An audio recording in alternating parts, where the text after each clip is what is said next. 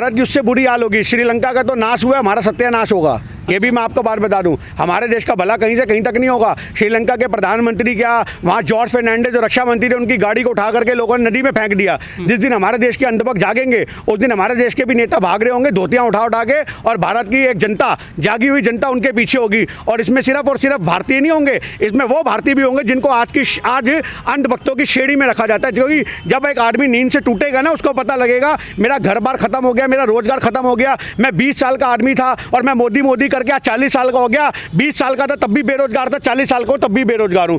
देश में सिर्फ और सिर्फ कुछ बढ़ रहा है तो देश पे कर्जा बढ़ रहा है, उसको खत्म करने की जरूरत है। 128 लाख करोड़ का कर्जा हो गया। एक तरफ तुमने पूरा हिंदुस्तान बेच दिया, वो पैसा गया तो गया कहां? सरकारी कंपनियां, जो कंपनियां 300 करोड़ के फायदे में हैं, मेरी बात को समझो, उसको मोदी सरकार 250 करोड़ में बेच रही है। आज ये चीज सोचने की बात है, जो फायदे की चीज है उसको बेच रही है। तो वही वाली बात हो गई, जो एक मुर्गी रोज 60 रुपए के अंडे देती थी, उस मुर्गी को तुमने 30 रुपए में बेच दिया। तो ये समझदारी नहीं होगी तो मंदबुद्धि तो होगी। तो आज हम मोदी सरकार की मंदबुद्धि को सलूट करते हैं कि वो ऐसी मुर्गियों को बेच रहे हैं जो रोज 100 रुपए के अंडे दिया करती थी, और उन मुर्गियों का व्यापार मात्र 50 रुपए में हो रहा है। अगर इनको आज कहीं ढूंढना है तो बेरोजगारी की वजह ढूंढो। अगर आज कोई ढूंढना है तो महंगाई कैसे कम होगी उसके प्रावधान ढूंढो। पेट्रोल डीजल के दामों को GST में लेकर के आओ ताकि वो सस्ता हो और देश के अंदर व्यापार बढ़े। अभी हमने सुनने में आया कि सीमेंट भी अडानी ने खरीद लिया। अब आप ये देखो, अब तो सीमेंट का कट्टा भी भारतीयों को 500 रुपए का मिलेगा, ये भी मैं आपको बता दूं। और अभी आपको पता होगा जो गेहूं के निर्यात पे इन्होंने रोक लगाई है, इस चीज का आपको बताऊं क्यों लगाई गई है। ये गेहूं के निर्यात पे रोक लगाने की सबसे बड़ी वजह है किसान आंदोलन। जो किसानों ने रोका था इनको गोदाम भरने से, अडानी अंबानी को। किसान आंदोलन में हमने कितनी फोटो पे, कितनी पिक्चर, कितनी वीडियो देखी थी कि रिलायंस के थैलों में गेहूं भरी जा रही थी। आज उन गोदामों में माल भरा जाएगा जो देश के निर्यात से बचा के काटा गया है। आज ये चीज आपको समझने की जरूरत है। और ये महंगाई पे रोक नहीं है, 50 रुपए किलो आटा मिलेगा, वो दिन दूर नहीं, मात्र 3 महीने के अंदर। लेकिन मोदी जी का डंका बजा है पूरी दुनिया में, हिंदू मोदी जी का डंका कहाँ को बज रहा है वो तो हमने देख ही लिया है। मोदी जी जहाँ जाते हैं उनको बोलने की कला नहीं है मोदी जी के अंदर। मोदी जी वहाँ पे जाके बोलते ओ माय गॉड आप बाहर खड़े थे, मुझे तो पता नहीं है। तो मोदी जी को वहाँ पे चिंता इस बात की नहीं थी कि मीडिया वाले बाहर खड़े हैं, मोदी जी को चिंता इस बात की थी कि मुझे कवर करने वाला अंदर कोई नहीं था। तो मोदी जी का डंका नहीं है, जहाँ जाते हैं अपने चापलूसों को साथ में लेके चले जाते हैं। जब डंका बजता ना तो नेशनल मीडिया के लोग उठो उनको हाईलाइट करते, नेशनल मीडिया वाले उनको प्रमोट करते। मोदी जी का डंका सिर्फ और सिर्फ हिंदुस्तान की मीडिया में बजता है, वो भी ये पैसा मीडिया को चढ़ाते हैं और पैसा दे करके अपना डंका बजवाते हैं। भी आप कहें हमारे देश में सब कुछ धराशायी है, आप ये चीज़ भूल जाओगे कि हमारे देश में मोदी सरकार कामयाब है। मोदी सरकार के भांडे बिके पड़े हैं, देश के भांडे बिके पड़े हैं। इन चीज़ों को लोगों को समझने की जरूरत है। देखिए कोई मजबूत नहीं हो रहा, देश कमज़ोर हो रहा है। अच्छा। आप ये बात भूल जाओ कि हमारे देश के अंदर कुछ मजबूत हो रहा है। हमारा देश नैतिक स्तर पे बहुत कमज़ोर हो चुका है। आज वैश्विक स्तर पे हमारी बहुत थूथू हो रही है। इस चीज़ से देश को मजबूत करने के लिए कांग्रेस की सरकार आनी बहुत ज़रूरी है। जब कांग्रेस की सरकार आएगी तो देश मजबूत होगा। मोदी जी देश को कमज़ोर कर रहे हैं और कुछ नहीं कर रहे। रुपया तो इतना गिर चुका है जितनी भाजपा की सरकार नहीं गिर रही। भाजपा की सरकार और रुपये में कॉम्पिटिशन चल रहा है कि दोनों में से ज़्यादा कौन गिरेगा।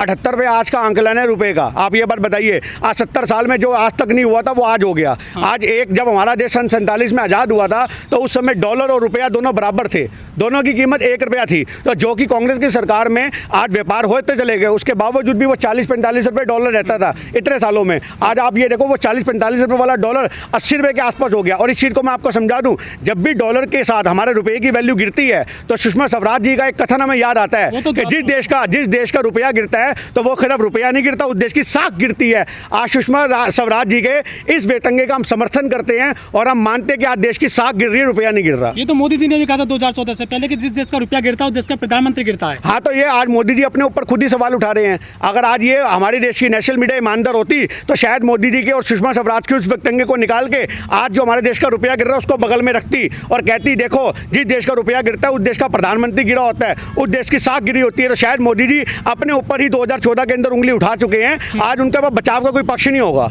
आज यही चीज समझने की जरूरत है कि हमारे देश में एक तरफ जहां अरुणाचल प्रदेश में, लद्दाख में चीन हमारी जमीनों पे कब्जा करके बैठा है, तुम उस कब्जे को नहीं खाली करा पा रहे और तुम सिर्फ और सिर्फ गरीब लोगों की, मजलूमों की झोपड़ियां तोड़ रहे हो अतिक्रमण का बहाना बना करके, सिर्फ और सिर्फ बहाना बना करके लोगों को बेरोजगार कर रहे हो। धंधे तुम दे नहीं पा रहे। अगर एक आदमी फुटपाथ पे लगा करके रोटी कमा रहा है, अगर तुम्हें कुछ करना है तो कोई ऐसी पॉलिसी लेकर के आओ कि फुटपाथ पे बैठे आदमी को भी। कांग्रेस की सरकार ने पूरा मंगोलपुरी, सुल्तानपुरी, जहांगीरपुरी 12-12 गज की, 25-25 गज की जो झुग्गियां बनी हुई हैं वो सब कांग्रेस की देन है। आज शीला दीक्षित जी के टाइम में 48,000 फ्लैट बनकर के तैयार हैं राजीव रतन आवास योजना के तहत।